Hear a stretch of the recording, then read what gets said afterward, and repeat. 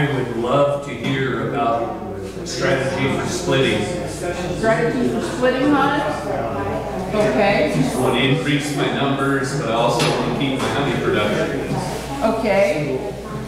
Well, that's something that used to be taught commercially for doing, but they don't do it anymore because most of them are migratory going for numbers. They're not going for honey. So you want to do it for production then, okay? As it turns out, that's all I've done my whole life is production. How many hives you planted about? I've got 10 or 12 right now, and I hope to get up to 25 this year. Okay. I also do removals and swarms. Okay, so you want to what? Get self-sustaining, you want it for a sideline, or you want it for a whole? Repeat. You want to do it as a hobbyist for some odd money on the side, or you want to do it as a sideline, like a secondary income, or you want to do it as just stop what you and just do nothing else but bees and just do it for a living? A serious sideline. Okay, a serious sideline, because I've done nothing but that could take over. Okay, because since '83, I've done nothing but bees, period. But yet prior to '83, I always did bees 50-50 with a either cement company doing ornamentals or doing odd jobs, which was framing and whatever in agriculture. But I've always worked bees for a living since I'm about 10 years old when I had my first 200 hives. But I was never allowed to split with what they do nowadays, which is what I call baby nukes. We always had to do what I call on the organic list that I oversee, besides the other groups, walk-away splits, which is completely different. Which is where you're always working with 4, 5, 6 deep hives, the way the old books show it. And I've got the old Army Air Corps, I've got the old USDA standard books for teaching here. And you can see they're showing pictures of 3, 4, 5 deeps as normal, and 3 deeps being a newly made up hive, and a 4 or 5 deep as being a production hive. And depending on the year, on good years you can make bees and make honey both. On an average year you can make bees and make honey both. On a poor year you just sustain, and you have to know what you're looking at. So if you're doing it for production, you have to, and that's in the book that Michael's trying to finally get published for me, that I've been working on, since the 80s, and no one will do it because of the politics involved. You have to learn what you're looking at bee-wise and how to categorize, and then how to do your splits. And nowadays they teach you this low end, and you just make bees, if you know what I mean.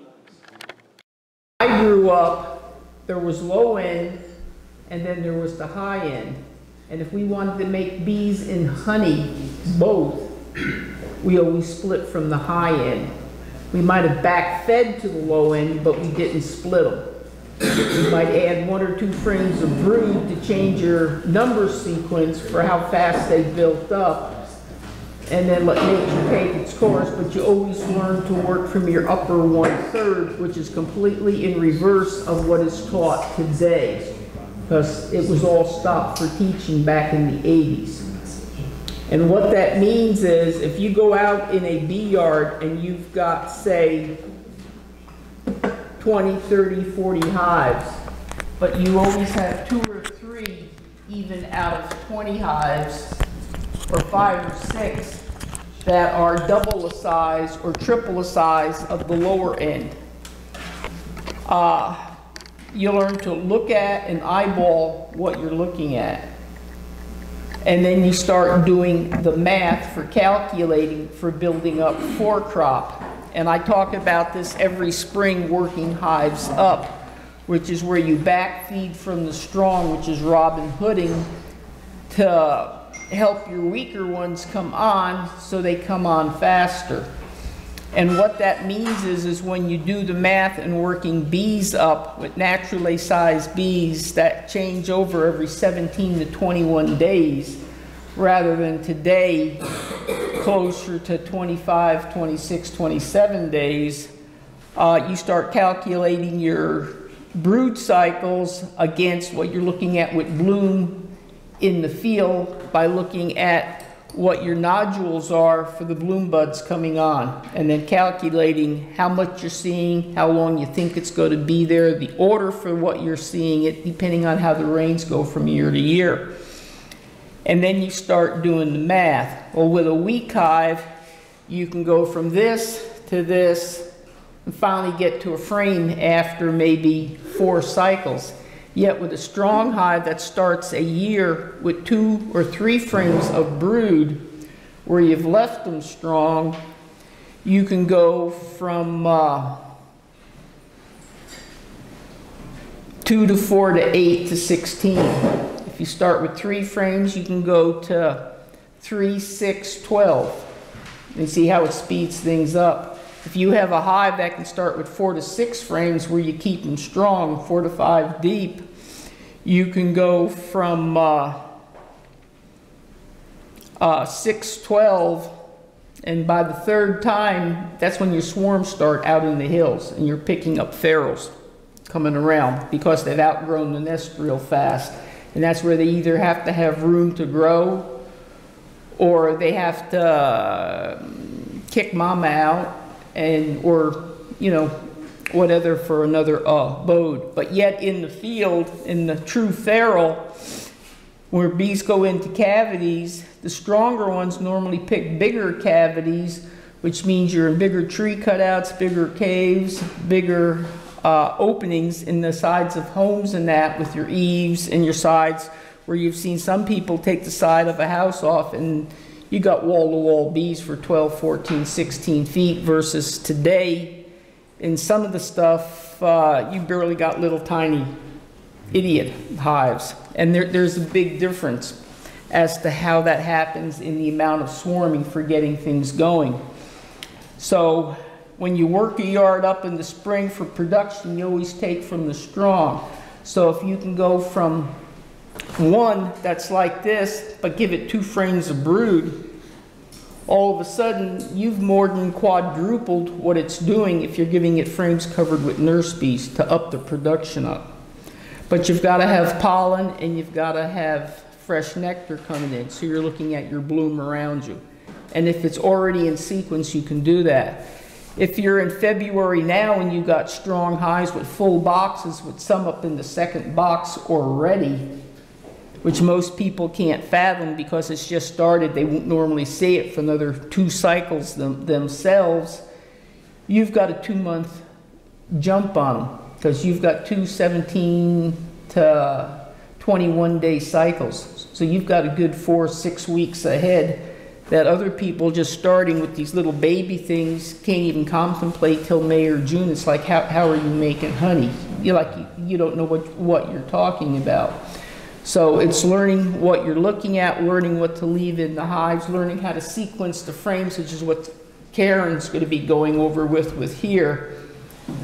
And it's a matter of keeping pollen in next to the brood, honey next for food and build up, but it keeps your temperature. And Ohio State wrote about it real deeply with FAR on how you had to work with 4, 5, 6 deeps for production and how to do it, but you don't see anybody teaching FAR's work anymore, and yet it used to be commonplace on how to do the math. So you take your upper third, you balance in February, the first part of March, if you can do it in most of the country. So you've got the, say you see 6 or 7 frames of brood, you might cut them down to 4. But if the ones you're giving it to has only 1 frame or a partial frame, and you can double them. What does that mean, double? It means like 1 goes to 2, 1 goes to 2, goes to 4, goes to 8. Anything above 8, where you're going over 10, you're making honey surplus, okay? But you're going 1, 2, 4, 8. That's 4 cycles. 3 weeks, 3, 6, 9, 12. 12 weeks is how many months? Okay, 3 months building up to get to production. Yet if you have a hive where you've got 20 hives and you've got the upper third with 4 to 6 frames, all of a sudden you go 4, 8, 16. if you have 5 frames of brood or 6 frames like you see in strong ones a lot of times, 6, 12. See what I'm saying? Yeah, because if you all of a sudden eliminate half of the work time, you're there, they're going for it, the bloom's coming on, you've got an extra month or 2 for surplus getting. What does that mean for your pocketbook? Yeah, you just, okay, but why don't they want that taught anymore? But yet it used to be taught, and I used to do, that's what I used to do for workshops, you know what I mean? On how to work stuff up, which should be common knowledge. How to do the math to work highs up, always Robin Hooding from the strong to the weak, not from the weak, oh, split. Because nature always puts the weak end down. Evolution always goes forward with the strongest. So if you work with your strongest hive to give your strongest genes for the strongest, fastest buildup, and you say you put it into a weaker one and it's covered with nurse bees won't leave and go back home because they've never seen the light of day. They'll just stay there. But if you can give them covered frames, and I mean wall-to-wall nurse bees, even if you tap in an extra couple from a strong hive, you ain't gonna really pull that strong hive down if you go from 6 to 4, because within 2 days, if you put in empty drawn-out comb or empty comb from the one you just took it from and reverse it, that queen will have that laid up within a day or 2. See what I'm saying? I mean, you haven't really lost, what? It's working in the same cycle with just a few days lost versus a weak one. You expand it out.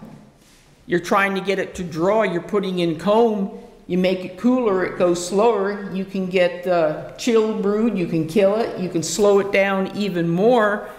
And it's like it takes forever to build up. And why isn't it taught to do the other, where evolution always goes forward? You learn to mimic evolution, work with the whole picture with your honey, your pollen, your bees, and just go for it for making a living. I mean, you can see where I'm coming from, and it makes a big, big difference. And then when you do a walk-away split, if you've got 4 and 5 deeps that got that many bees coming on where they need work so they don't swarm, what we do when I was younger, I grew up my whole life, well, here's your bottom 3 boxes with bees, brood, and honey that we put into winter. If we were really up north, like on the Canadian border, we're to be up in Montana or up in Alaska or keeping bees. I was even in Seoul, Korea. It got cold there, flying stuff over with a C-150 cargo plane. You might put 2 or 3 frames as a cap in the upper 4th over the 3rd. But you'd have plenty of bees. But to make a divide, you'd go through a yard. Not that I tell you to do this if you want to split and you got your hive strong and they've got all that stuff. You take your upper 3rd, you balance, you equalize everything out to your weaker ones that are normally smaller that could use another box. You take the upper 5th off, lower everything down to 4 deep, but then you might, during your winter months, have an extra box made up to put on where you can lace in new foundation. And if it's new foundation and it's the smaller stuff, knowing that 90–95% is worker size with the bigger drone stuff to the peripheries and the ends, then you just put phase in Even if you only put in 4 or 5 frames and the rest is drawn stuff where you intermingle it with the 4th box that is there, so it's 50-50. You've got it in the center so the bees can work up and expand and come to the sides, which is what we're talking about here, the old pyramiding up, which is what all the pyramids on Earth were copied from, because it was copied from agriculture for working bees way back even in Roman times. And you just let them expand. But if you're giving them work, they're not going to swarm. It's like in a cavity. Oh, we got to fill it in. You know what I mean? Some stupid bear came in and took the honey out. Well, humans are just like bears, got to have food, you know? But you don't overdo it. You give them work. And normally with hives that strong, you split them in February. By April, into April, May, when the bloom's on, you can go out and you've got that stuff drawn, you're ready to go. You still got 5 deeps to work with, but do you want to do the work, and how much production do you want to do, and how fast do you want to work up? Now, I don't know if you can follow all that, because I can get to talking, but there's working up highs, and then there's working up rinky-dink little things that take forever. How many people here have actually had a 5 deep hive full of bees? Not full. I mean, I had a couple last year, and they were full, plus bees bearded out across 3 boxes in the front. Yeah. And I mean, it was just, it was jaw-dropping. It was amazing. I pulled 10 frames and just dropped some, because I didn't have any more foundation. I just put empty frames in between. When I came back 6 weeks later, every one of those had been drawn out. Every one of them was either full of honey or was getting filled with honey after they had raised brood in it already and emerged. Isn't that terrible? And it was, I mean, if you haven't experienced what a really strong hive can do, you're kind of missing out, because if you're taking a single deep full of brood and splitting it and then waiting for them to build back up, they don't have the same critical mass. Yeah, I mean, there's people that talk making nukes, but they'll take one hive and they might make 6 nukes versus splitting it in half, doubling your numbers, but you're getting the money to offset doing it. You know what I mean? I mean, there's making bees and there's making honey, but they're 2 distinct types of industry. And you have to learn to separate it, and no one separates it anymore. And if you're trying to make a living and have your equipment paid for, I mean, if you're a woman, how do you tell your husband, I need more money? You know, or he comes to you, but honey, I need more, you know, it goes to the tape back and forth. So I think I just heard you talking about splitting in February. I was just looking at my hives in Iowa a week ago, or more now, and you know, there's nowhere near that many frames of brood in February already. So when you split in February, is it a special case, or are you also always looking for 6 or 8 deep frames of brood? Well, if in February in Iowa might be the equivalent of, say, the end of March here. Okay. See, because this is where you have to look at your latitude and longitudinal changes, but if you're working with super strong hives that are 10 deeps with the outside 3 frames, honey and pollen, there's a difference, because each frame of honey is like an R17 insulation value, which is what houses copied for building, so you wouldn't have to have high electrical and heating bills with firewood or electricity. I mean, the old houses like what I live in that people see is, I'm living in a house with 2-foot rammed earth walls. You know what I mean? And yet, I'm not paying over hardly 120, 150, 200 max for electricity for the whole ranch. And that's my work buildings too. Even when I'm extracting, running stuff with wax presses and everything else, the highest I've ever gotten is maybe $340. And they say, how are you doing not paying over $1,000? But I've got rammed earth walls, where other people might be in a sheet metal building, or they might be in with 2x4s, no real insulation. And I mean, when 88s came on the market, you used to fill them all with cement. Nowadays, they put rebar in. There's so many empty rebar in. Where's the filling in to do the insulation to mimic the rammed earth stuff that for thousands of years, people opened windows and the doors up at night in the summertime to cool, and in the wintertime, you opened up during the daytime with the hotter day to warm it. And you eliminated half of your heating costs or more. Karen, in terms of splitting in February here, I made some splits of my strong hives last year during dandelion bloom, which was from about April 7th to about April 21st, in that time frame. I had hives that were 3 deep full of bees and was able to make some really strong splits. But it's a little bit later for us up north than it would be down here. It's about a month, sometimes 2 months later, but you have to know your time frame. And it's different every year. Yeah. Depending on what our weather does this year, I know the bees were bringing pollen in just a couple, week ago.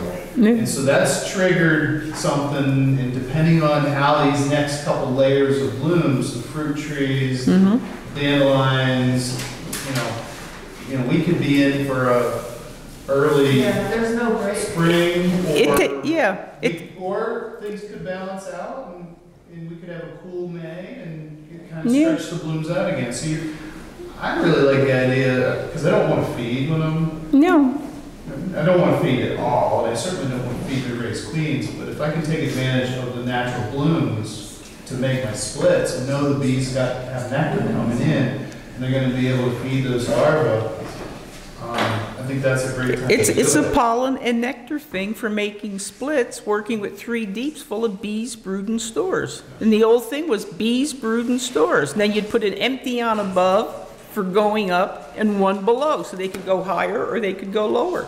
But you had to have 1 full box of bees, brood, and stores. And then let the bees follow the bloom.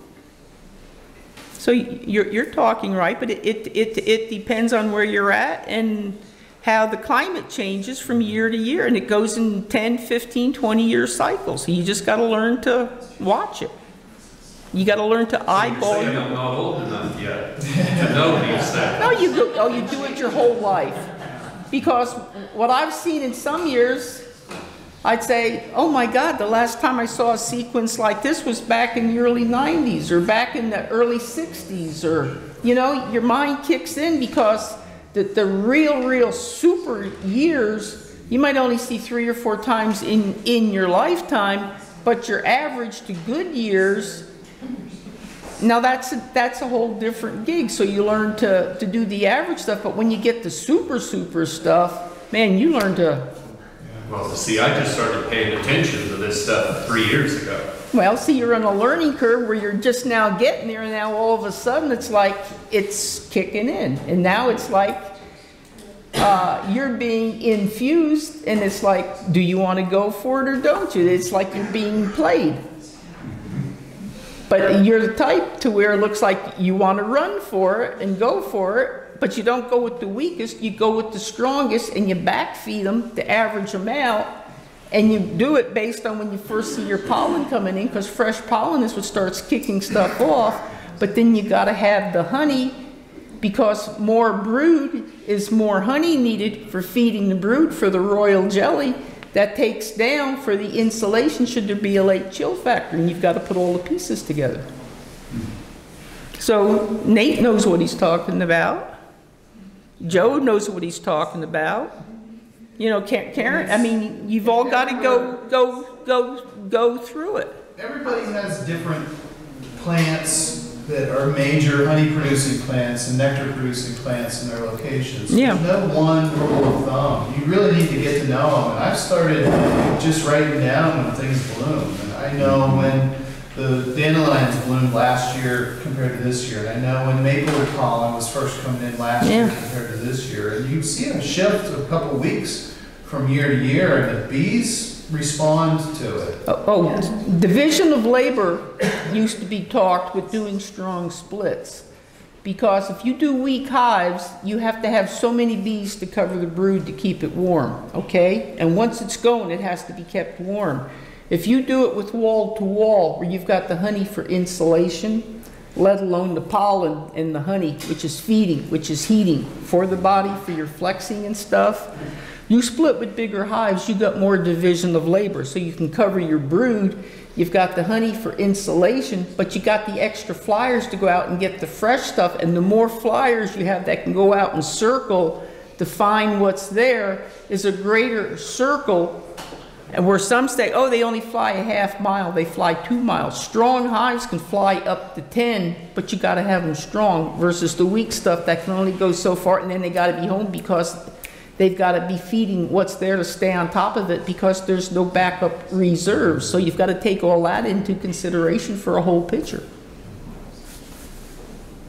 So then when you're splitting, you're allowing the hives to requeen to grow. If they want to. Because I don't look for queens anymore. I used to. And anymore, I go in, and if I see them and it's strong, I'll let it be for about 10 or 15 minutes, but then I'll just grab the box with the bees. I might leave 2 or 3 frames there if I want it to requeen, but if I want to set it off with a queen, you grab your strongest box and you set it off, knowing that what foragers are there that have been outside, they'll go home, and a good part of them will revert back to nurse bees. But in early spring, with older bees that have overwintered, you have fewer nurse bees that can revert, versus waiting 2 or 3 brood cycles where you work with your stronger, which is why they've learned to go into April or June more.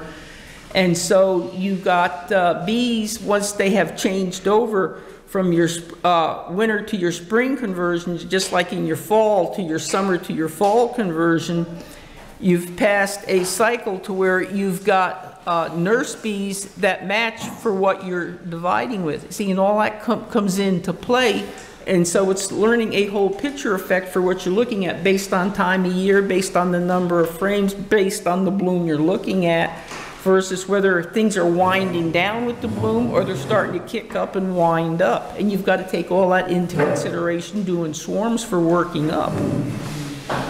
And I don't know if that gets too complicated, but really it's basic talking, which Joe? I can sum it Yeah. up. Split big, strong hives. Yeah. Great. Yeah. If you split puny, weak hives, they won't do well at all. So keep them strong, split them strong. Yeah. You're better off splitting the strong ones and then splitting them again later if you want to make increase. If you're messing with weak hives, it's not going to work well. Weak hives don't grow good queens. Yeah. Can weak hives be converted to strong hives by adding brood? Yes, you can beef them up. It's called beefing them up. That's where you do the Robin Hood from the strong to the weak. And if you give one that's got 2 frames, that goes 1, 2, 4, and you give one and make it a 3 or a 4, it's all of a sudden you're going 4, 8. But you've got to give them honey and you got to make sure that the outside 2 to 3, depending on the time of the year. If it's the earlier in the spring, the more you need 3 frames of honey for that R17 insulation factor. So you don't have that up and down shift from the hot of the day to the cold of the morning, which can chill the brood and slow everything down. Because the warmer you can keep it, the faster the brood comes out and turns. makes sense. Okay. On harvesting honey that out of frames that have brood in it, does that brood frame give that honey a different taste, or is there a point at which, you know, it's been Not really. so much that you wouldn't want to do it? Or is No, not really. reason not to? Not really. So the honey out of brood frames, no problem. No problem. In fact, the bees will go to the darker frames first for eating and filling. And if you look at even in the old books, I mean, I've got combs back from Grandpa's time, back in the 40s and 50s, that are still in the hives. Because the bees, if you read the old books like Wedmore, and early ones even like Ohio State on, the bees will thin down the cell wall take out the cocoons, the propolis, thin it on down, and they'll keep it to your, you know, like, it's like splitting hairs. You have a cell that's too big where they've got to line it with more cocoons, more wax, more propolis and everything. That's when the opposite happens, because to get it, and it's just hard to put into words, because the older combs are your smallest combs. And the bees that are trying to get back to nature are making the cell walls thicker to get back to nature, but it's changing the effects in the hive for how wax and the propolis insulates for keeping warm and working with the honey and the pollen and how it's used. And you don't change your internal factors, because that's like going into your house, changing your furnace and all your what's going on, and then your whole house behaves differently. You know what I mean? And then the bees have to adapt to it over the course of a year. And that can slow stuff down. And changing the cell size to where a lot of the bees today are 40–60% or more oversized, that has a lot to do with changing aerodynamics, which changes their speed, their flight, how they flex their muscles, which changes the heat that's given off in the generation by doing all that stuff. And you change everything for the logistics to it's just crazy. It just shouldn't be that way. I don't know if I'm making sense or not. Anybody else? Can I do a follow-up? Sure. Michael, can you translate what she just said about all the deeps to somebody who's running mediums?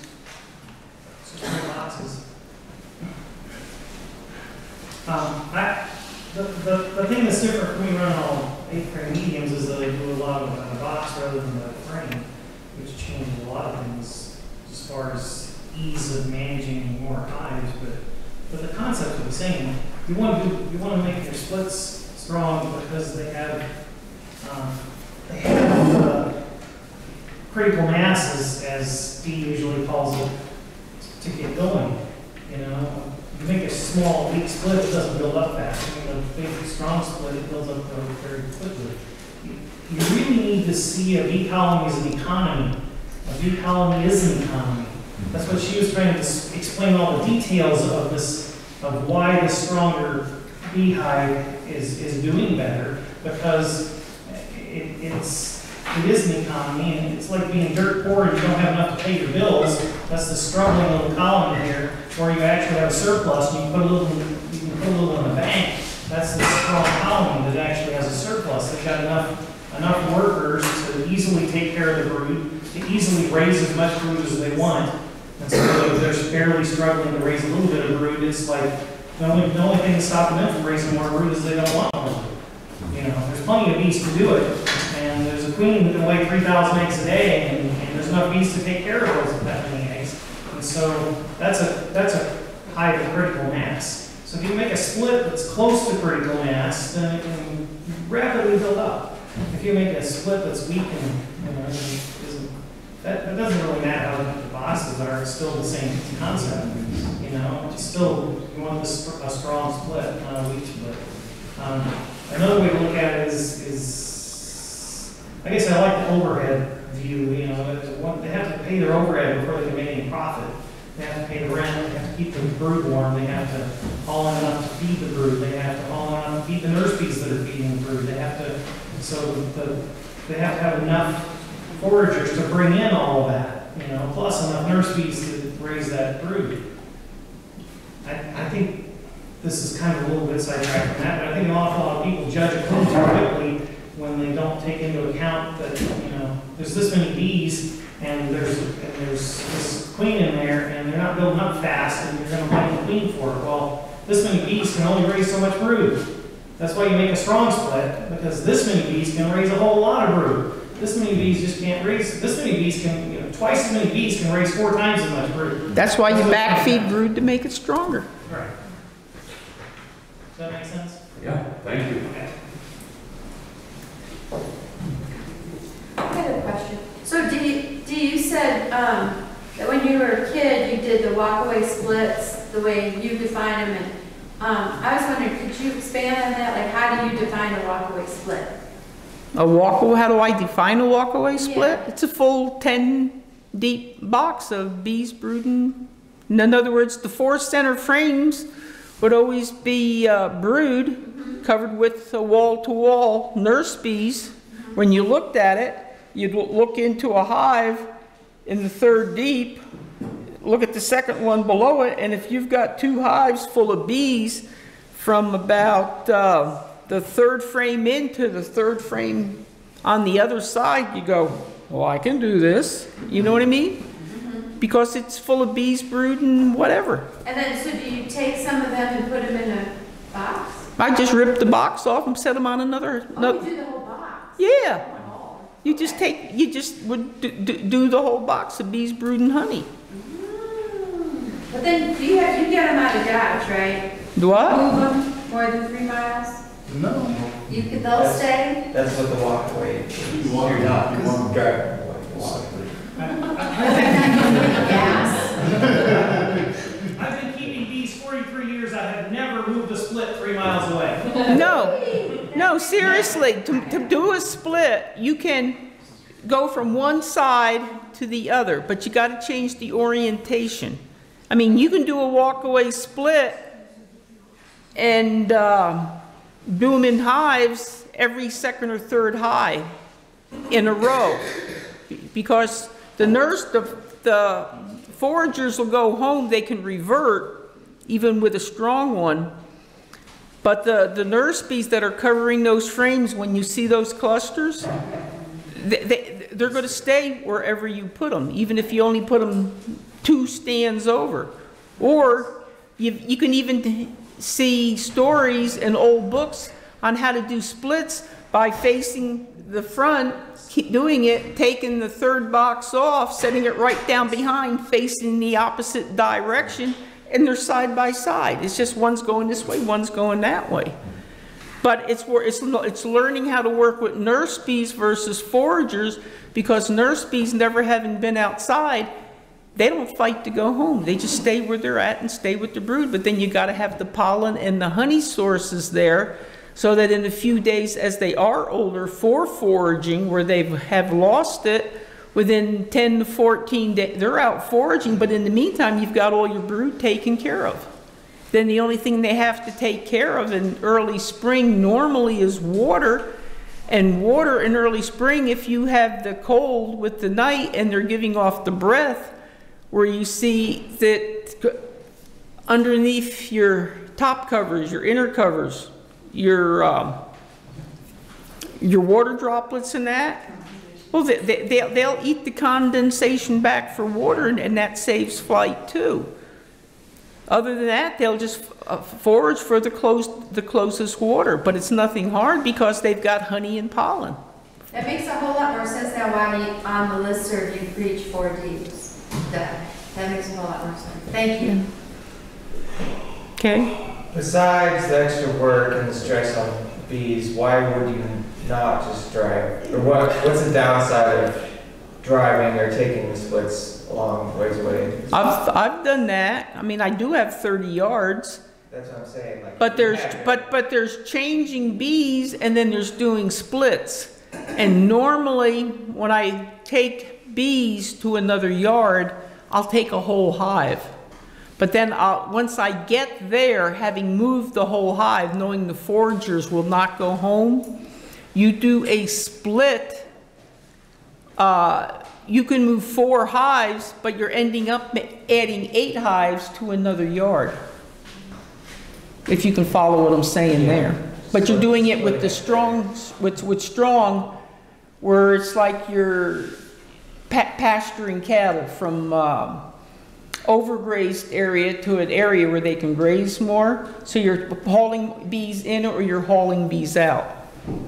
So you're taking 8 hives you're taking 4 hives to a new yard, and then it's actually becoming 8 hives at the yard. Then, but you're talking 4 or 5 deep hives. So when you get done with the empty boxes you've also brought along, By the time you split a 4 deep hive and you put another box or 2 on, you're still ending up with 4 deep hives. And you might not be back there for 2 or 3 months, and you could care less, because bees is bees. So are you letting them build queen cells then? Yeah, yeah. Because the feral build faster, and they always take the youngest first.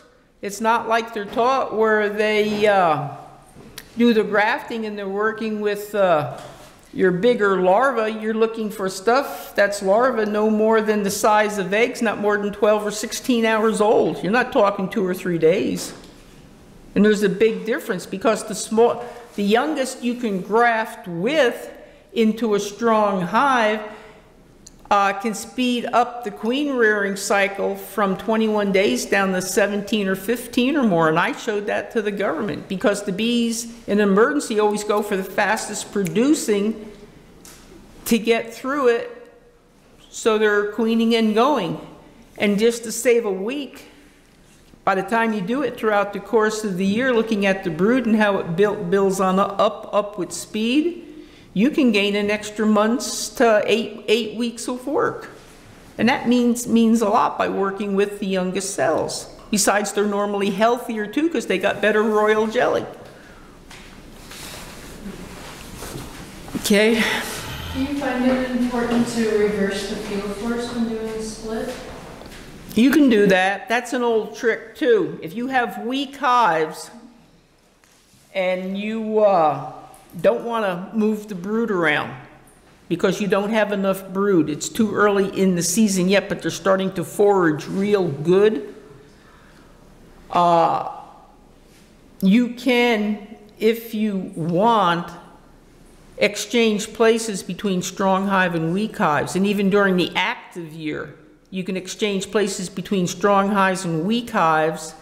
You're putting the nurse bees are moving, but the weak hives are going to where the strong ones are. You've taken the strong one, you're not taking the nurse bees out. And so they'll age, within 10 days they're foraging good, within a week to 10 days. But where the weak hive is put where the strong one was, those foragers, a lot of times what will revert back to nurse bee duties is enough for 1 brood cycle to get you through, so they're off and running. And what about for splits? Because I was trained to do that when I do a split, but I don't know if it's effective to reverse the field force. The only thing is, how strong are the hives you're reversing? Are they little 1 or 2 stackers, or are you reversing 3 or 4 deeps? See what I'm saying? Because there's a difference in volume, or like there's a difference in looking at a golf ball size, a softball size, a football, or a basketball for what you're reversing in volume. You want to add anything, Joe? You're allowed to add, I've done that a few times now. I know. But it's stuff that's not, you don't see hardly taught, and they don't want people just to open talk at meetings. It's like, stay in the back, because we're talking how you got to do it for what? Well, chemicals and dope? When I was here, 3 years ago, my first meeting here? 4 years ago? This is my 4th one. I don't know how many years that makes it. But anyways, the first time you're hearing it, it's like, okay. But then after you hear it a couple times and you go home and try it, it just blows your mind. It really does. It's pretty cool.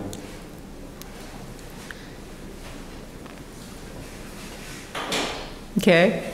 What do you mean by reverse the field force? So the way I learned to do splits is I give bees broods and pollen and honey to a new hive. And then I put the new hive that has all the brood but no queen in the spot of the old hive, so that not only does it have nurse bees, but all the field bees that are out foraging come back to the old location, which is now a queenless hive. And they're ideally giving... Same orientation? Yeah, same exact spot. And then I put the strong hive that I just did a split from that still has plenty of bees and everything in it, in a new location, which could just be like 5 feet away. but not that, you're not changing the two necessarily. You might find a different location from the, I'm putting the new one where the old one was. Right. And I'm moving the old one where, you're not just changing positions between the two. Yeah, but Dee said you could do that between a weak hive and a strong hive, it's just switch the two. With this split, the first is it's not a blind split. You know which one has the queen. And so you have to find the queen to do it. And put the queen on a new spot. And then all the foragers go to the old spot. And so now you have the sum of all the foragers and all the brood you've given it to make it essentially the stronger hive to raise a new queen, while the queen over there is laying and it's got nurse bees, and they'll be right back up to numbers in no time. But you have to know which half of the split the queen is in to make that work, right? And the queen's in the hive that you added through to the weak hive that you moved to a different location. That you put in the location of the older one. You're basically giving the field bees from the strong hive to the new hive that you just made. Yeah. When you do a walk away, it doesn't really matter. Yeah. Well, a lot of people, when they do walkaways, talk about changing the orientation and facing them together so that the field bees come back and kind of randomly split into the two halves. And you don't know which one the queen's in, but you get some field bees going back to both of them. Yeah. A lot of people write about doing that too. My point is, if you're working with a strong hive and you're making two strong splits, it doesn't much matter because in another 3 weeks, you're going to have a new queen in one and the old queen in the other, and they're going to be at maximum numbers again in another month. So it's really where it all happens, is with having strong hives. Yeah, but then you got to have backup equipment to be able to super everything and stay on top of them. There's that problem too. That's a good problem to have as well. It's just terrible to have to need equipment instead of crying, oh my God, where they go. It's like what I said, I didn't have any more foundation. I just put in empty frames between frames of capped honey. Isn't that terrible? And they just filled them out. They just drew out comb. And Were they wired? Were they wired? Some of them. Well, I mean, that's an old trick for doing cut comb honey, where you'd put in the foundationless then, and then you take your round cutters that they use for making the biscuit, and they do all your cut combs, and then your different cut combs containers came on the market. You don't need to be wired. If you want them wired, you wire them. Yeah. But if you want comb honey. If you want comb honey, I'll make it. I just like to say an awful lot of these variations are just tricks to try to balance out the population and or the resources of the bees. They aren't necessarily required to succeed. They just help even things out. Yeah. So the idea of having the queenless one at the old location and the queen at the new location is that the one with the queen you figure has some advantages. So you're trying to, because the other one is queenless and it's going to set them back a little bit, so you're trying to even out the fact that they're short queens, so you give them some more bees, which evens it out a little bit. But even if you don't know where the queen is and you do that same thing, it's not like the queenless side is going to do nothing in the meantime. Bees don't know how to do nothing, and they have to work. So meanwhile, they have no brood to take care of, so they all get recruited to forage, so now they're all foraging. Even though there's no queen and even though there's no brood, they're making a lot of honey. And then, once they have a queen, and she starts to lay, some of those foragers revert back to being nurse bees. Now, they're not quite as efficient a nurse bee as a young bee is, but they do okay. And they get it going with brood again. And you'd be surprised how fast that one will catch up with the other one if it's a good, strong split. That's kind of the crux of what we keep saying here, is that it's a good, strong split. It's got the resources to recover. If it's not a good, strong split, it doesn't have the resources to recover that quickly. So, but there's nothing wrong with these tricks. I just want you to understand that they're just ways to try to even things out a little bit. They aren't necessarily required. And back to your, is there a downside of moving them 3 miles away? If you don't mind the work, there's no downside. I'm lazy. That's way too much work for me. I've never done it. That's how much work I think it is. Because I have to load them all up, I have to close them all up, I have to hope I don't overheat them on the trip, and then take them someplace else. Hard work. And the other thing that bugs me about the books that say this is that they don't seem to realize that most hobbyists don't have a place to take them 3 miles away. And if you don't have a place to take them 3 miles away, and the books try to convince you you have to do this or you can't do a split, then they just scare people into never doing a split. And I think that's sad. Yeah. Well, a lot They're of just people trying. don't even have a truck or a trailer to take a hive anywhere. Yeah. They're always borrowing mine. Yeah. Yeah. That's just keeping, you know, a new industry from building up, because if you don't have to move them, and you can move them side by side if you know how to do it, you can make bees for, you know, supplemental income here or there. You don't have to play all these games.